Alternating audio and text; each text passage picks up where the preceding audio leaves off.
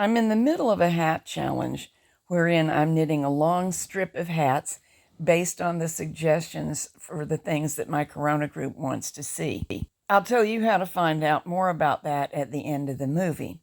But I reached the point at which I wanted to demonstrate tuck, and one of the kinds I wanted to demonstrate required needle selectors that I do not possess. Well, now I do.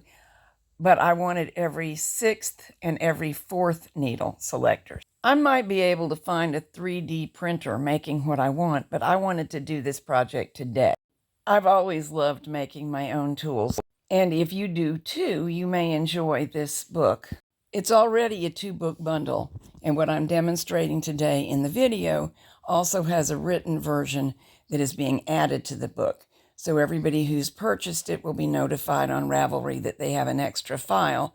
And going forward, everybody who buys it will get 3 books rather than 2. My demonstration is just showing creating a new interval of comb based on the shape of an existing one. The book version covers the method that I'm showing you, as well as just starting from measurements. If you have a comb that fits the machine at all, trace around its existing footprint to get a basic starting place. Since I want to select only every 4th needle, after drawing around the first one, I'll count over 1, 2, 3, 4 and select the next one and draw around down. Since this is the 1x1 tool, or selecting every other needle, I count the spaces also.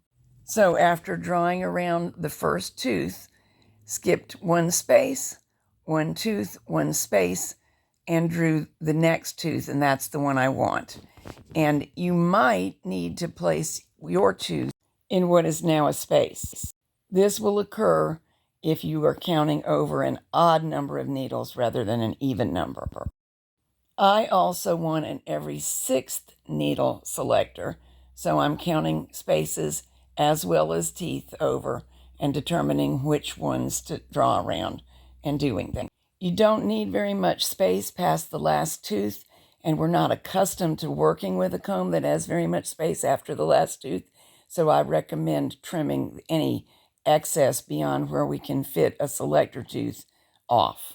Sturdy utility scissors are a big help here.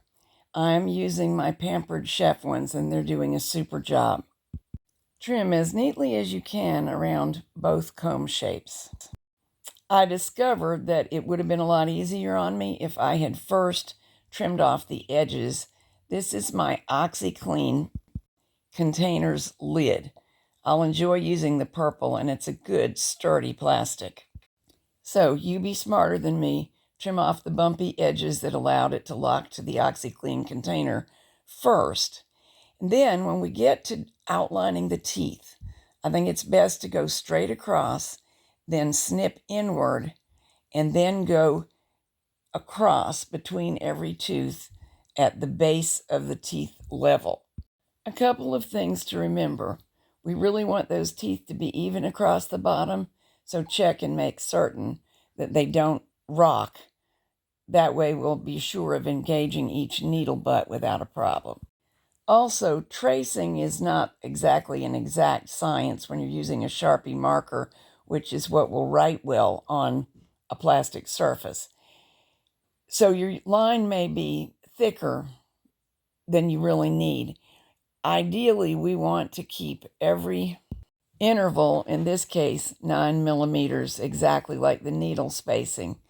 So often it's best to trim off the marker lines. That's not true if you outlined a space, but it is if you outlined the existing tooth, as I did. Now I need some more flat plastic, because sturdy as an OxyClean lid is, it is not sturdy enough to do a fantastic job by itself. The other piece of plastic I have on hand that's very sturdy and very flat is a Temptations treats box. Those are cat treats. Only the sides with the labels are perfectly flat. That's okay. I know from the past efforts I've made that those labels are nearly impossible to get off, so we will just incorporate them into the whole thing and sandwich them between the layers. They'll be an added stabilizer actually. Then we're going to trace both combs onto the new flat pieces of plastic so that we can glue them together and double them up and double the strength and rigidity of the whole tool. Cut them out, of course, neaten the corners as best you can. Make absolutely certain that they are identical. We don't want stray extra bits of plastic getting into the act because it will make the tool not select very accurately. When the two layers are as close to perfect as you can make them, glue them together. I'm using 3M weather strip adhesive because Jack says it is the stickiest substance on the planet. It's really important that the edges of the two comb layers are glued together at the edge, but putting the glue on the edge will make a gosh awful mess. I think the best approach is what you see. I'm putting a line down the middle of every tine and around the comb handle sort of, and then down the center, then matching them up and then wiggling them around together so that the glue smears everywhere. If a little oozes out, you can clean it up later, actually by snipping it off. But this did a nice job of getting the two layers aligned and the edges truly hugging one another. I'm leaving this part in, even though it didn't work, to show you I don't recommend it. I thought maybe I could use a little sliver of the plastic to create the guide that runs down the needle channel. And it does make a great difference in using a tool if you can have one of those, but I did not care for it. I didn't think that my tool was staying sandwiched together well enough, so I discarded that idea. Now I just have to pinch everything together, make sure it's centered, and wait for it to dry, and we can try it out. While my glue dries, let me show you how I clean up. If you're going to use the stickiest substance on earth, you're going to need to clean up with something that gets it off of you and off of your work surface. And what we've found that works over time and has not harmed either our skin nor any of our tools or machines is this tub of towels. The 3M adhesive is so sticky that be sure to clean the threads before putting the cap back on, or it will glue its cap right onto itself and you'll waste some. You may find it a good idea to label the gauge onto the tools because it can be a little hard to tell some of them apart from others of them if you own multiple machines. So, how do they work? And the answer is very well. I do have a couple of things to add. The first is that since we don't have a lining up point or pin of any kind, it's important to be very careful to line up visually and make sure that you're centered on the needle butt of the first needle so everything will select across properly. The second thing is that if you find this isn't firm enough for you, or you were unable to find plastic as sturdy as what I had on hand, it's perfectly feasible to add a third layer of plastic, which will further increase the firmness of the tool. Now to explain about the hat challenge and why I needed this tool in a hurry.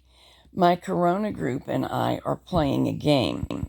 They get to suggest a technique, such as slip stitch or in this case tuck. I demonstrated on the bulky Corona machine. So far, there are quite a few stitches represented, and I turn it into a simple hat pattern that will be possible for really any bulky machine. And I'm knitting these hats in a long strip, loosely based on my Stripping for Charity book. So you will get a full demonstration of how to successfully knit a long strip of hats, which is a really efficient way to produce a lot of something simple. It's super when you're knitting for a charity or a team or even a large family. I'm knitting for this charity. All of the hats that I produce will be donated there. In case you need a place to send your charity hats, there will be a link to this one in the program notes.